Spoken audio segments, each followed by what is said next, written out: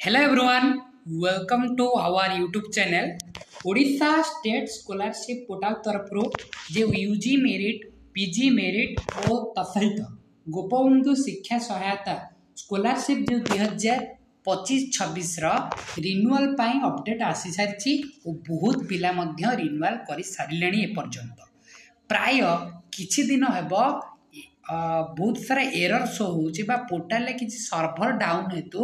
बहुत सारा problem face करुचंदी student माने जो माने 2025-26 रे रिन्यूअल करबा को जाउचंदी। आज आम वीडियो आलोचना करबा से प्रोब्लेम रो सॉल्यूशन कोन जो मानकर रिन्यूअल रे प्रोब्लेम रोहुची तो सहित जो माने प्रीवियस ईयर रे टंकाटी पाइथिले बा यूजी मेरिट अंडर रे हो कि जे कोनोसी स्कीम अंडर रे हो ताहा किभली रिन्यूअल करिवे और किभली रिन्यूअल प्रोसेस तो सहित चारोटी प्रश्नर उत्तर जानिबा एस नो ऑप्शन एरर कहीं देखौची तो सहित अप्लाई परे ए फॉर्मेट को जो फॉर्म आसी थाए रिन्यूअल फॉर्मेट को केउटी डिपॉजिट करबा को पड़िबो कि नहीं तो सहित एप्लिकेशन फॉर्म टी आसे कि नहीं बा प्रिंट आउट काढी हबो कि नहीं तो सहित केबे ए स्कॉलरशिप टंकाटी अकाउंट रे पड़िबो तो सहित अनेक सारा प्रोब्लेम जेपली शो हेउची जो ऑटो रिन्यूअल ऑप्शन टी मध्य में डिस्कशन करबा समस्ते चैनल को सब्सक्राइब करिया भूलिबेनी जाफल आम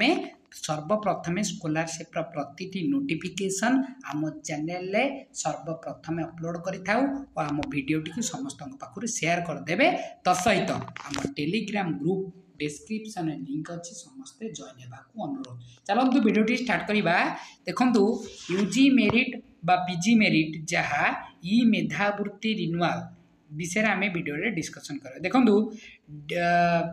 2025-26 एकेडमिक ईयर 2025-26 जो होता तार रिन्यूअल अपडेट आसी जाइए तार लास्ट डेट 13/10/2025 माने अक्टोबर 13 तारिख दिन तार लास्ट डेट आ अल्प किछि दिन है समस्त वीडियो शेयर कर जहाँफल समस्त पाखे ये इनफर्मेशन टी पहुँच पार ता सहित ये प्रश्नर उत्तर से जापर है। चलो देखा जो आम रिन्यूअल डेट आसाला 24/9 तार लास्ट डेट अच्छी 13/10 ता सहित इंस्टीट्यूट लेवल वेरिफिकेशन अच्छी 22 अक्टोबर पर्यंत। देखो बहुत पिलांकर रिन्यूअल करते से न्यू फीचर्स 2025-26 से फीचर्स टी आसीला जितेबाला से लॉगिन करते आईडी पासवर्ड आधार नंबर पासवर्ड देकी जो माने एकेडमिक ईयर 2024-25 रे फ्रेश भाव आवेदन करथिले किबा ता पूर्व ईयर रे फ्रेश भाव आवेदन करथिले कि यूजी मेरिट स्कॉलरशिप टा हायर एजुकेशन डिपार्टमेंट तरफ रो तांगर एप्लिकेशन नंबर शो हेउतबो ताकू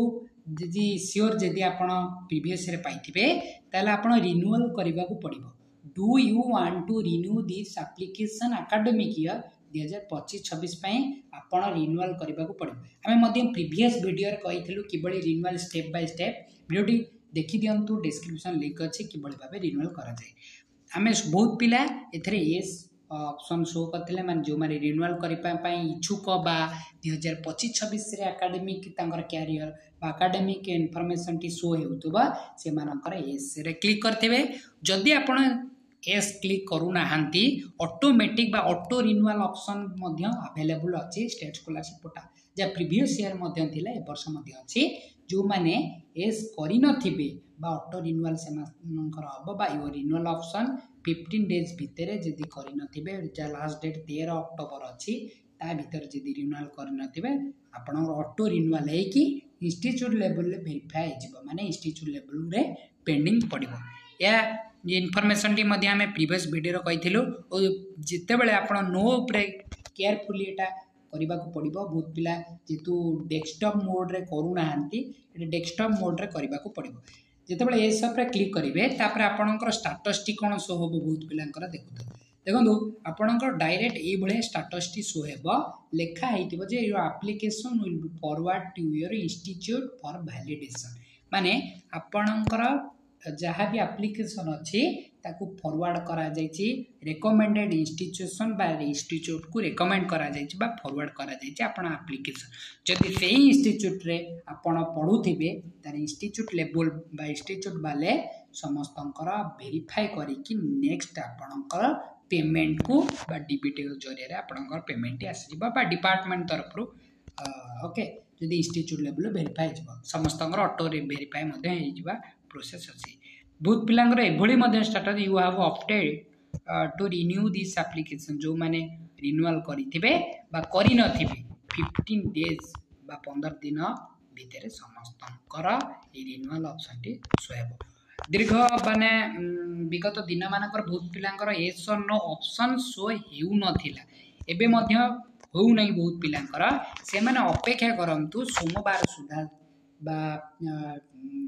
नेक्स्ट वीक भितर से मानकर ऑप्शन टी शो हेजबा किछि व्यस्त बा नहीं नो येस न करिथिले मध्य आपण जेतु रूल अछि 15 डेज भितर बा परे आपण ऑटो रिन्यूअल हेजिबा माने ऑटोमेटिक इंस्टीट्यूट लेवल वेरीफाई पे पड़ेबो टेंशन नियंतुनी जदि एस करिसंती ठीक कथा जदि न करिथांती जदि ऑप्शन शो हेउ नै किछि व्यस्त बा नै ऑटोमेटिक आपण एप्लिकेशन टी फॉरवर्ड हेजिबो इंस्टीट्यूट लेवल को ओके डाउट क्लियर आ सर्वर डाउन थिबा जगु एबळी शो हेउची जेतु हॉलिडे पूजा वैकेशन थिला सेति पई एबळी ऑप्शन जेतु शो हेउ नथिला प्राय पिलांकर बहुत शीघ्र शो हेजिबो जो माने शो हेउ न येस न किछि दरकार नै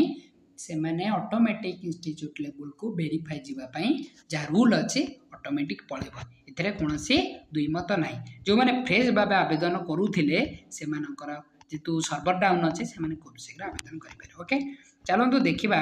अब प्रॉब्लम कोन आसुची जेतेबेला आपण एस ऊपर क्लिक करूचंती unable to submit your request please try later देखंतु जेतु सर्वर डाउन रहूची ए बलिया प्रॉब्लम टी फेस रहूची अपेक्षा परंतु आपण जेतेबेले सर्वर ठीक ठाक हेई जिवो सेतेबेले अप्लाई करिवे नले किछि व्यस्त बा नै ऑटोमेटिक बा ऑटो रिन्यूअल ऑप्शन जेतु ऑन अछि ऑटोमेटिक रिन्यूअल हेई जिवो इंस्टीट्यूट लेवल को फॉरवर्ड हेई जिवो ओके एस और नो ऑप्शन एरो जानि पाइले तापर देखंतु अप्लाई पर केउठी देबा को पड़िबो एई एप्लिकेशन फॉर्म के केउठी की देबा को पड़िबो नाही ऑनलाइन माध्यम रे स्टूडेंट टू इंस्टीट्यूट लेवल को पळाई जिवो ओके जानि परिबे कोन से एप्लिकेशन फॉर्म में मध्य आवश्यकता एठी नाही ऑटोमेटिक इंस्टीट्यूट लेवल को पळाई जिवो ओके तापर देखिबा केबे आसीबा स्कॉलरशिप जेतु प्रीवियस ईयर मानकर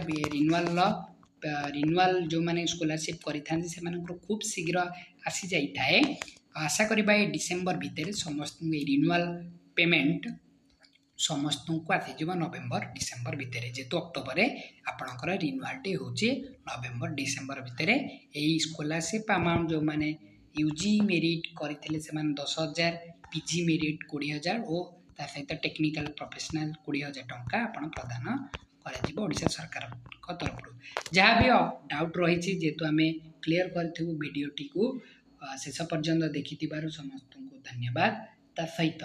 आम चैनल को सब्सक्राइब करिया बोलिबेनी ई भलिया स्कॉलरशिप प्रतिटी नोटिफिकेशन आम चैनल माध्यम रे सर्वप्रथमे पाई परिबे ओके चैनल को सब्सक्राइब करिया बोलिबेनी ता सहित आम टेलीग्राम ग्रुप रे जॉइन हे जिवे आपनकर डाउट टी पचारि परिबे धन्यवाद।